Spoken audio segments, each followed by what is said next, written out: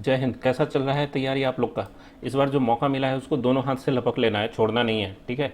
इसीलिए ये सीरीज जो है प्रीवियस ईयर क्वेश्चन का आप लोग के लिए चलाया गया है, ताकि एकदम एग्जैक्ट प्रैक्टिस आप लोग का हो जाए कि किस तरह का क्वेश्चन एग्जाम में आएगा। पूरे तरीके से तैयार होकर जाना है, ठीक है। तो संख्या पद्धति का 4 लेक्चर ऑलरेडी हो चुका है, 5वां लेक्चर है, ठीक है। तो अपना प्रयास पूरे तरीके से जोर शोर से एकदम चलना चाहिए, किस्मत के भरोसे नहीं बैठना, मेहनत पूरा होना चाहिए। देखो, अच्छा किस्मत जो है ना वो आपको वहाँ नहीं पहुँचा सकता जहाँ कड़ा मेहनत पहुँचा सकता है। तो मेहनत में कोई कमी नहीं होना चाहिए, रिजल्ट तो होके ही रहेगा, ये तो तय है। देखो, क्वेश्चन हम लोग शुरू कर रहे हैं। 4 लेक्चर में ऑलरेडी क्वेश्चन हो चुके हैं, जो उसके आगे है कि जब 3 का पावर 10 को 7 से विभाजित किया जाता है तो शेष ज्ञात कीजिए। देखो, इस तरह का क्वेश्चन भी पीछे के लेक्चर में हो चुका है, और ये भी देखो एनटीपीसी का पूछा हुआ क्वेश्चन है, ठीक है। तो बस थोड़ा सा दिमाग लगाना है कि क्या हम लोग करें कि उस तरीके का काम हो जाए। 3 का पावर 10 पे अगर 7 से भाग लगाना है तो शेष बताना है। तो भाई कॉन्सेप्ट आया था कि पावर अगर विषम हो जाए तो बड़ा मजा आ जाएगा, है ना।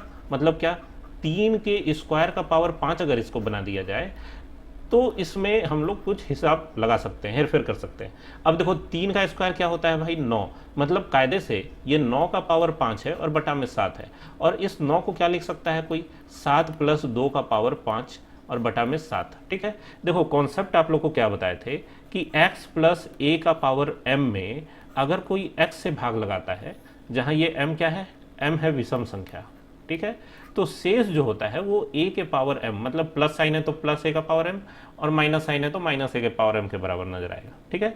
तो कोई बड़ा बात नहीं है। इसके हिसाब से आप कह सकते हैं कि जरूर शेष 2 का पावर 5 बचना चाहिए, मतलब कितना, 32। अब आप बोलेंगे सर ये तो 32 है ही नहीं ऑप्शन में। अब जब ऑप्शन में 32 नहीं है तो ये तो गड़बड़ हो गया क्या? लेकिन ऐसा कुछ भी नहीं है, 32 इसमें शेष आएगा।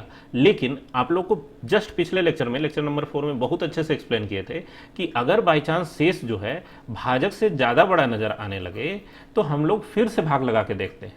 मतलब 32 में फिर 7 से भाग लगाओ, तब क्या होगा भाई, 7 में अगर 32 से भाग 7 से अगर 32 में भाग लगाएंगे तो 7 चौका 28 होगा, और शेष क्या बच के आएगा, 4। यही होगा उत्तर, आंसर हो गया ऑप्शन नंबर ए।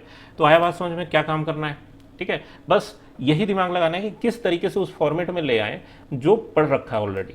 अब देखो, क्वेश्चन नंबर 43 क्या करता है, कहता है कि निम्नलिखित संख्या में कौन सी संख्या 12 से विभाज्य है। अब देखो, 12 से विभाज्यता का नियम आप लोग को हम बता चुके हैं विभाज्यता के नियम के लेक्चर में, कि जो संख्या 3 और 4 दोनों से कटेगी वो 12 से कटेगी। और 4 का नियम कहता है कि बस अंतिम 2 अंक 4 से कटना चाहिए। तो अंतिम 2 अंक देखो, इसमें भी 12 है, 12 है, 12 है, 12 है, सब जो है 4 से कटने वाला है। तो चारों के चारों 4 से कटेंगे तो 4 का तो कोई मतलब ही नहीं रहा। 12 से वही संख्या कटेगी अब इस क्वेश्चन में जो 3 से कट जाए। सारा मामला आके 3 पे डिपेंड कर गया, ठीक है, 3 पे निर्भर है। अब 3 जो चाहेगा वही होगा। और 3 का नियम यह कहता है कि अंकों का जोड़ 3 से कटना चाहिए।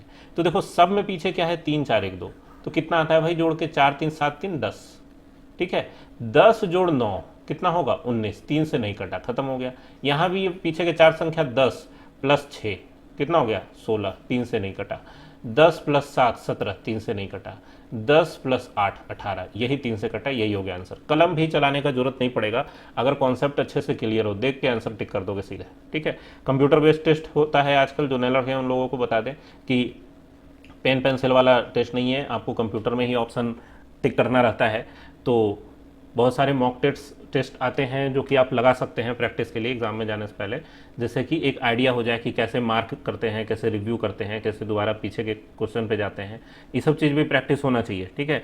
ये बात मत सोचना कि भाई हम तो कहीं दूर गांव में रहते हैं तो मेरे पास उतना सुविधा नहीं है। आप मोबाइल पे भी बहुत कुछ कर सकते हैं, सबका एक्सेस मोबाइल पे मिलता है, ठीक है। थोड़ा सा छानबीन करने की जरूरत है, ढूंढने की जरूरत है कि क्या करना है सही तरीके से। अगर आप लोग कमेंट में पूछेंगे तो वो भी हम बता देंगे कौन सा टेस्ट आपको लगाना चाहिए जिससे कि सही प्रैक्टिस हो जाए, ठीक है। तो आजकल परिस्थिति कोई मायने नहीं रखता, ठीक है।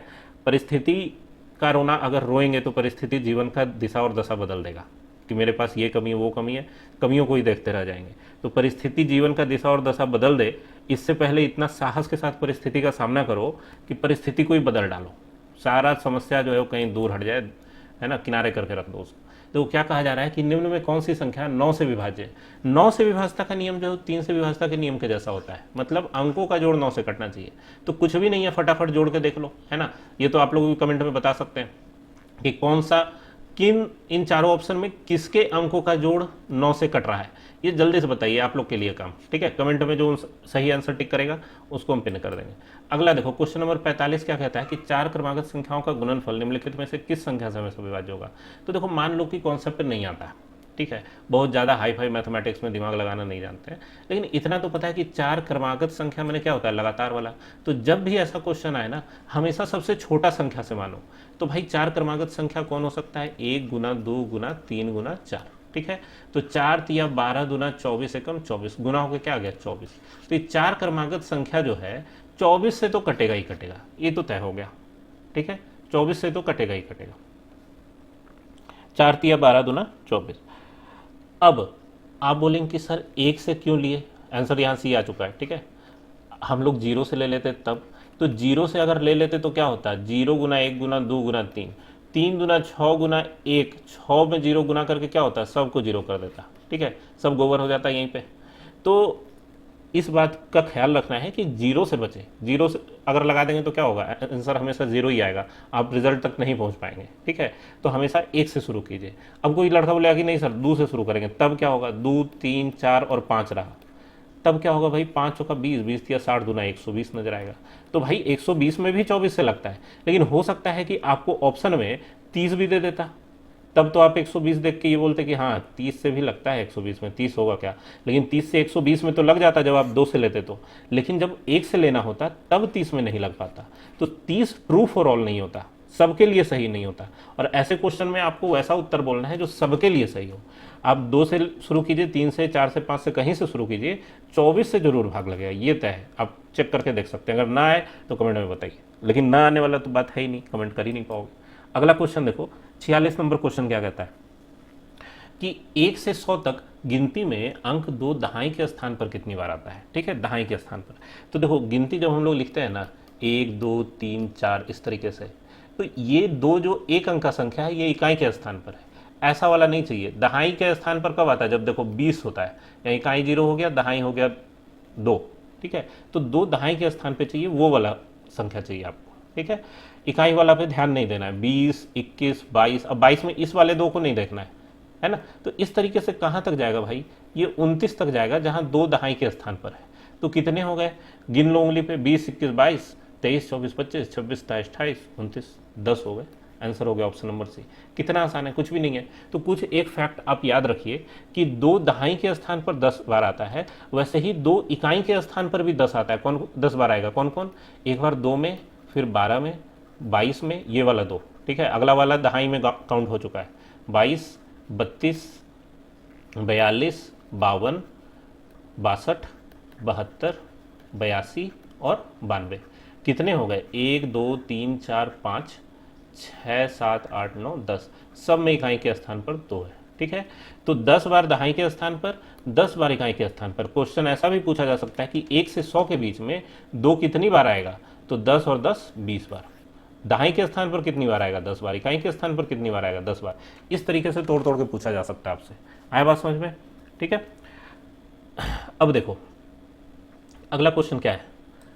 देखो कोई भी चीज़, देखो इतना डिटेल में क्यों बताया गया, क्योंकि मेरे को पता है कि इस तरह के क्वेश्चन में क्या क्या ट्विस्ट आते हैं। तो जब भी कोई चीज़ आपको एक्सप्लेन किया जाता है तो कभी भी घबराना नहीं है, या जान रहे हो तो भी ऐसा नहीं कि स्किप कर दिए या बैक कर गए।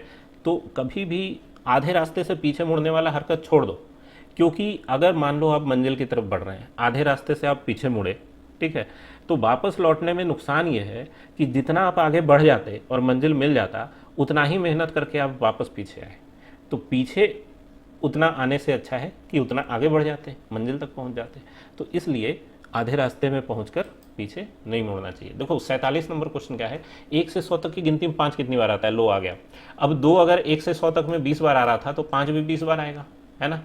अब किसी को ना समझ में आए तो एक बार फिर से हम बता देते हैं कैसे कैसे भाई। एक तो 50 से लेकर के 59 तक दहाई के स्थान पर कितनी बार आएगा, 10 बार। 50 51 52 इस तरीके से गिन के देख लो, 10 बार आएगा। और दूसरा 5 15 25 इस तरीके से कहाँ तक भाई, 95 तक, ये भी कुल 10 बार आएगा। तो 10 और 10 कुल कितने हो गए, 20 बार। तो 2 का पूछे, 5 का पूछे, 3 का पूछे, 4 का पूछे, कुछ का भी पूछे, आएगा 20 बार ही। ठीक है, हाँ शून्य का अगर पूछे कभी, तब आपको सोचना पड़ेगा। क्यों, क्योंकि शून्य शुरू होता है 10 से और बीच में कहीं नहीं मिलता है, ठीक है। तो 10 पर मिलता है, 20 पर मिलता है, इस तरीके से मिलता है, बीच में कहीं नहीं मिलता है ना। 0 4 टाइप का तो लिखते नहीं है, इसको तो 4 ही लिख देते हैं हम लोग, ठीक है। या 40 भी होता है तो सबसे नीचे ही मिलता है, ठीक है। तो शून्य का यह है कि हमेशा दहाई पर ही मिलेगा। तो 10 20 30 40 50 60 70 80 90 100, ठीक है।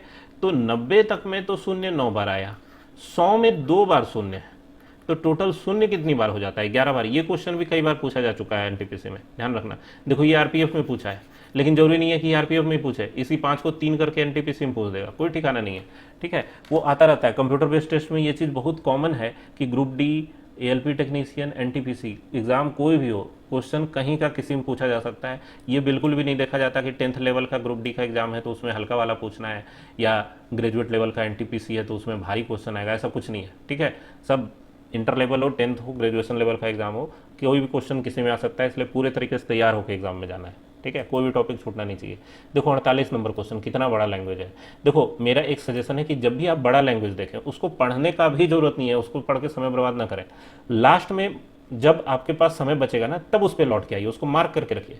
हो सकता है पढ़ने के बाद बहुत आसान निकले, लेकिन ऐसा भी हो सकता है कि पढ़ने के बाद आप उलझ जाएं और समय बर्बाद हो, और उसके पीछे 3-4 क्वेश्चन आसान वाला रखा हुआ था जो छूट जाए।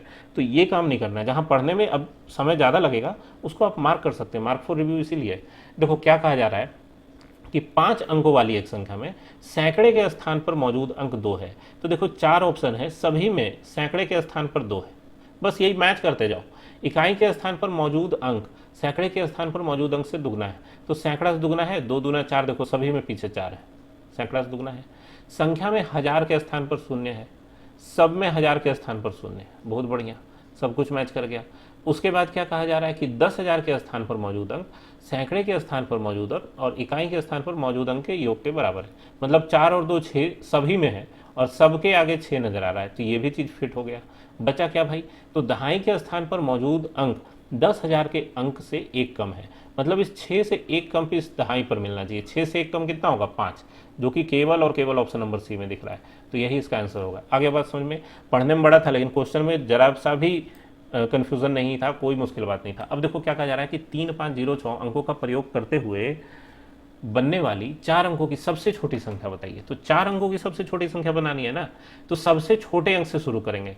तो किससे शुरू करेंगे भाई? तो 3 5 और 6 में 3 से शुरू करेंगे, और 3 का अगला छोटा अंक 0 देंगे, फिर 5 और 6 बढ़ते हुए क्रम में देंगे, ये सबसे छोटा अंक होगा ऑप्शन नंबर ए। अब आप बोलेंगे नहीं सर, सबसे छोटा अंक तो शून्य था, उससे शुरू करते, 0 3 5 6 बनाते। तो भाई जब 0 आगे लगता है ना, तो उसका 2 कौड़ी का भी इज्जत नहीं रहता है, खत्म हो जाता है, उसको कोई गिनता ही नहीं हो, 3 अंक का संख्या बन जाएगा। 0 पीछे लग जाए तो बहुत वैल्यू है, 0 आगे लग जाए तो कोई इज्जत नहीं है। आ रही बात समझ में? तो जो पीछे से आते हैं वो चीफ गेस्ट होते हैं, उनका इज्जत बढ़ जाता है, और जो सबसे पहले पहुंच जाते हैं वो सब व्यवस्थापक होते हैं, पर्दे के पीछे से काम करने वाले। उनका कोई पूरे शो में काम भी ध्यान नहीं देता है कि हाँ भाई कौन यहाँ पे फ्लावर लगा गया, कौन टेबल कुर्सी सजा गया, कौन क्या कर गया, ठीक है। तो 0 बिल्कुल उसी तरीके का हीरो है, जो पीछे से आता है, ज़बरदस्त एंट्री मारता है और वैल्यू बढ़ा के चला जाता है, ठीक है। तो 49 हो गया। उसके बाद देखो अंक इतना से बनी 5 अंकों की सबसे छोटी संख्या ज्ञात कीजिए। तो आप बता सकते हैं 2 3 4 5 में सबसे छोटा कौन है? तो सबसे छोटा 2 लेंगे, उसके बाद 0 को रखेंगे, ठीक है, और उसके बाद 3 4 5 को बढ़ते हुए क्रम में लिख देना। 20,345 हो गया इसका आंसर। कौन सा है? 20,345, डी नंबर। तो आया बात समझ में किस तरीके से क्वेश्चन आते हैं। तो जा रहे हैं, फिर कुछ नया आप लोग के लिए अगले वीडियो में तैयार करके लाएंगे, ठीक है। तो मिलते हैं नेक्स्ट वीडियो में, पढ़ते रहिए, मेहनत करते रहिए।